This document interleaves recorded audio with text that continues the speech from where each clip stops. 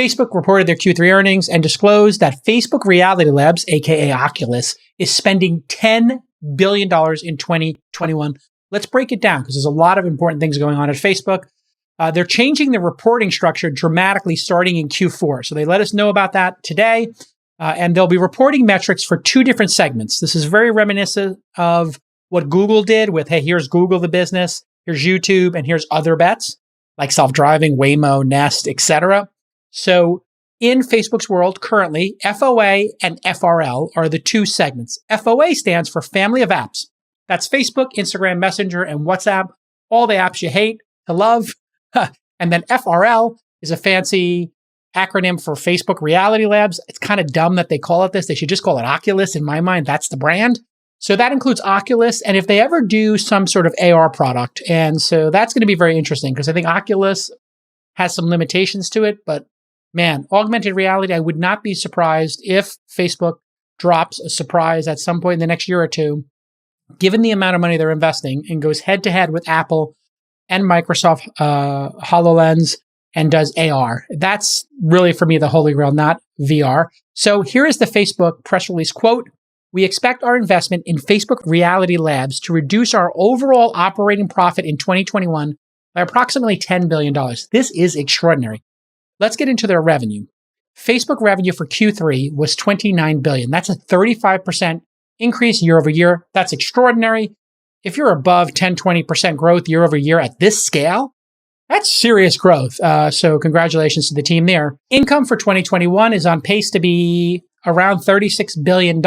In other words, they would make 1/3 more in profits if they weren't doing Oculus. And that's what a lot of people on Wall Street are going to be wondering, just like when Amazon invested heavily in AWS, or with Google investing heavily in Waymo or Fiber and other projects. Now, here's where it gets interesting. Facebook gave a wide range for Q4 estimates. This is the next quarter of $31.5 to $34 billion. That's a big swing, right? We're talking about $2.5 billion here. And they're citing, quote, the significant uncertainty we face in the fourth quarter in light of continued headwinds from Apple's iOS 14 changes and macroeconomic and COVID-related factors. Now, this is super notable because Apple disclosing the app tracking stuff and the transparency features as a risk factor means it's a risk factor. Like they wouldn't be putting it front and center. They're trying to prepare people for bad news. And I bet that bad news continues. So why is that happening? Apple is trying to protect our privacy. So they're not letting information about your phone be shared with these ad networks, Facebook's and Google's, like they used to. What this means is Apple is getting to make more money selling ads in the App Store, and their percentage of revenue for app installs is going to go up. For Facebook and Google, this means they're not going to be able to target app installations, and app installations are a huge part of the ad ecosystem. Why? Certain apps make a lot of money. We all know that. There are certain games that have whales in them, certain games that have subscriptions in them. There's a really great, vibrant ecosystem. And so people will pay $1, $10, $50 to get an app installed, depending on how much money they can make from it in the future. That's why you see app ads everywhere. Well, Facebook has been making money hand over fist doing app ads. They don't own the App Store. And now Apple is basically really kneecapping, Nancy Kerrigan style, Facebook. And it's really notable, I think. So, but survivable, let's put it that way. Like even if they lost 10% or 5% of their revenue, it's not going to kill the company. It's really an annoyance, I think, more than anything. So let's break down some more of the metrics. 97.5% of Facebook's revenue came from advertising. 2.5% was classified as other, though they don't say what that means. My guess is Oculus is hardware, Beat Saber and other apps that they sell. And of course, the Portal, the failed, horrible, put a picture frame from Facebook in your house with a camera and a microphone, something you would never do in a million years. One thing to note, although advertising makes the majority of their revenue, obviously, it did triple year over year, the increase in other revenue. So we could see in the future app revenue of app installs on Oculus become a bigger piece of their revenue. And that would be pretty interesting, right? So let's look at the users. DAUs were 1.93 billion for September 2021. That's an increase of 6% year over year. This is where it gets interesting. So they're growing very modestly year over year in terms of daily active users. That's DAOs, right? There's DAOs, there's MAOs, there's WOWs, daily, weekly, monthly active users. But their revenue is growing 35% year over year. So what that means is they're getting more money out of every user, but there's not as many customers here. That's a red flag, not a major red flag, but so it's not a minor one either. Getting more revenue out of each customer is a good thing. That you like to see that, but seeing just really modest growth in the user base is a major red flag. So you do want to see people extract more value from each user, but you don't want to see anemic year over year growth in the user base. So that's, I think, a pretty big headwind. Monthly active users were 2.9 billion during Q3. That's an increase of 6% year over year. And monthly active users grew 12% previously from 2019 to 2020. So we're seeing the growth of users got cut in half, both in dailies and monthlies. There's two ways to look at this. One way to view it is, hey, maybe they're getting everybody. They've reached their natural audience.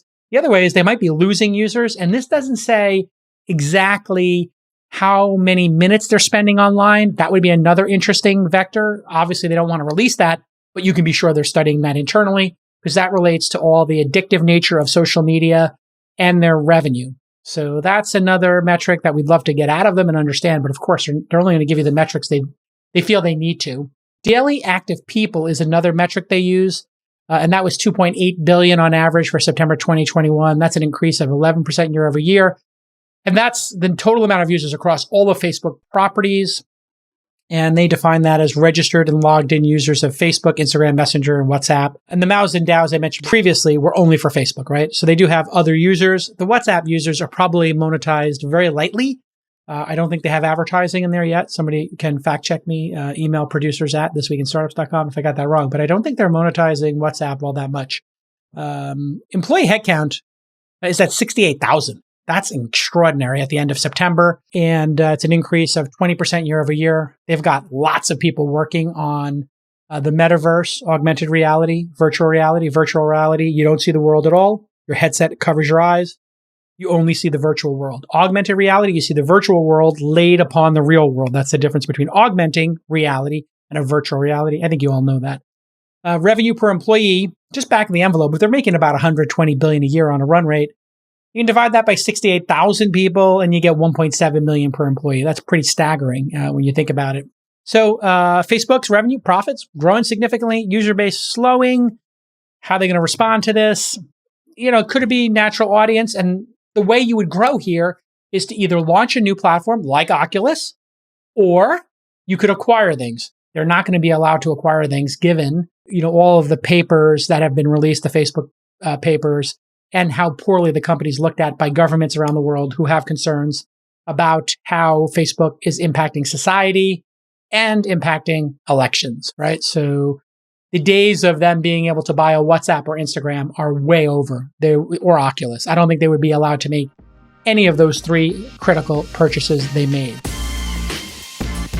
Okay, it's time for another OurCrowd Deal of the Week. Right now, you can join OurCrowd's investment in Symptom. According to the deal memo, Symptom helps companies identify and address their biggest cybersecurity vulnerabilities. They use a simple solution that can be up and running in minutes. At this year's Global InfoSec Awards, they won Best Cybersecurity Product. Speaking of great products, all around the world, tech companies are innovating and driving returns for investors. OurCrowd analyzes many of these companies, which span the entire global private market. They select companies with the greatest growth potential and then bring them to you. OurCrowd's accredited investors have already invested over $1 billion in growing tech companies. 29 of those companies are currently unicorns, and many of OurCrowd's members have benefited from over 40 IPOs or exits. So here's your CTA, the old call to action. If you're an accredited investor, you can join OurCrowd for free at OurCrowd.com/twist and review the current deals. There's no payment involved until you decide to invest. That's OurCrowd.com/twist to sign up for free.